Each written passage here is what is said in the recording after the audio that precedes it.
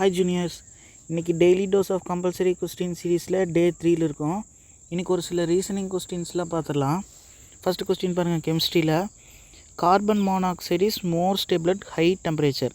அதாவது temperature increase ஆக carbon monoxide வந்து ரொம்ப ஸ்டேபிளாக இருக்காமா, பிரிஞ்சு போகாமல் சி தனியாக ஓ தனியாக பிரிஞ்சு போகாமல் ஸ்டேபிளாக இருக்காமா ஏன்னு கேட்குறாங்க. பாருங்கள், அதனோட கிராஃப் ஃபார்மேஷன் பாருங்கள். எல்லா மெட்டல் ஆக்சைட்ஸும் ஃபார்ம் ஆகிறதுக்கு ஒரு கிராஃப் தந்திருக்காங்க, எல்லிங்கம் டயக்ராம் கிராஃபு.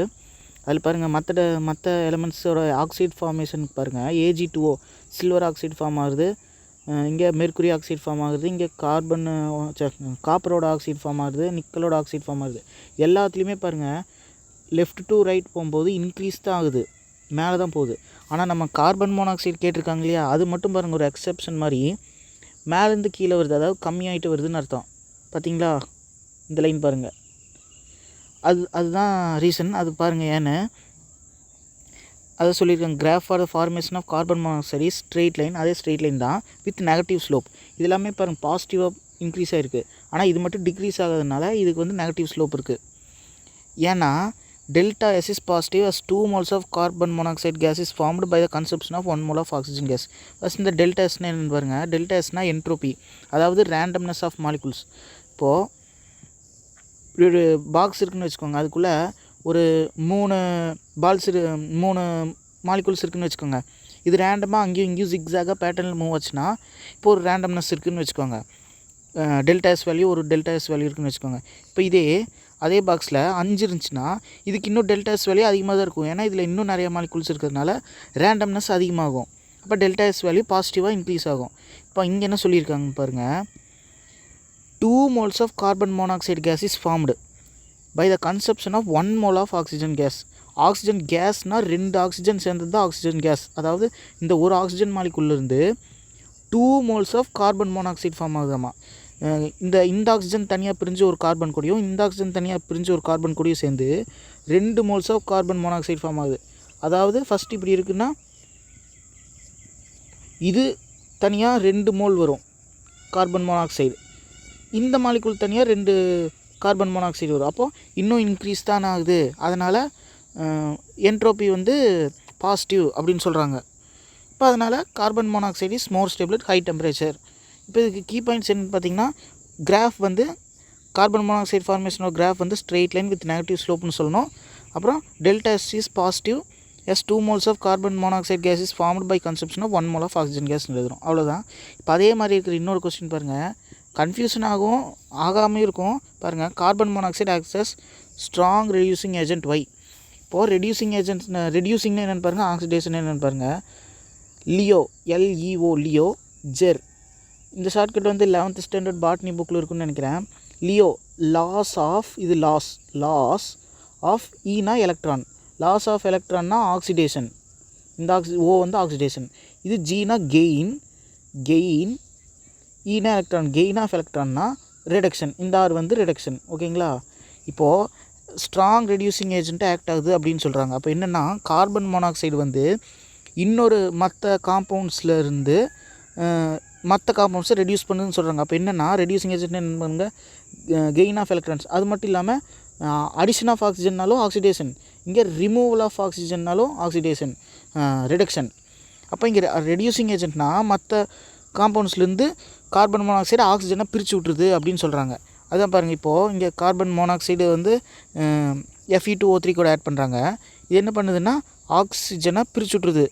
பாருங்கள், இந்த Fe2O3லேருந்து O3 வந்து இங்கே வந்து இது கூட கம்பைன் ஆகி CO2 மாறிடுச்சு. இந்த Fe2O3 வந்து வெறும் எலமெண்டல் அயனாக மாறிடுச்சு.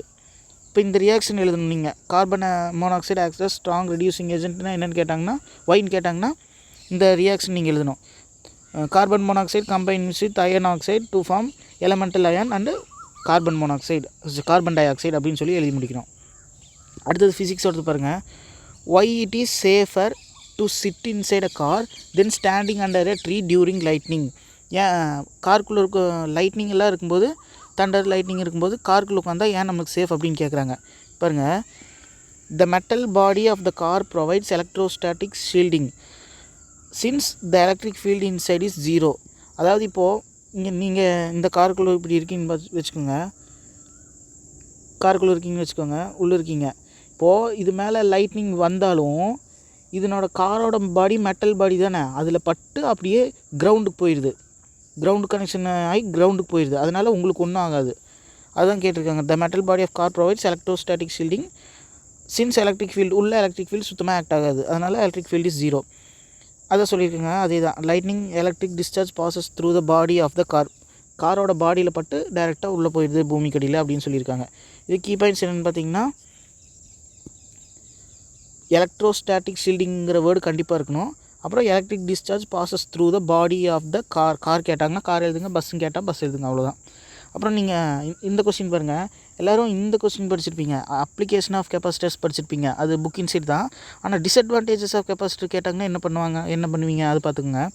Even the battery or power supply is removed the capacitor store charges and energy for some time. அதாவது பேட்டரியை நீங்கள் ரிமூவ் பண்ணிட்டீங்கனாலும் அதில் எனர்ஜி ஸ்டோர் ஆகிருக்கும் அப்படின்னு சொல்கிறாங்க.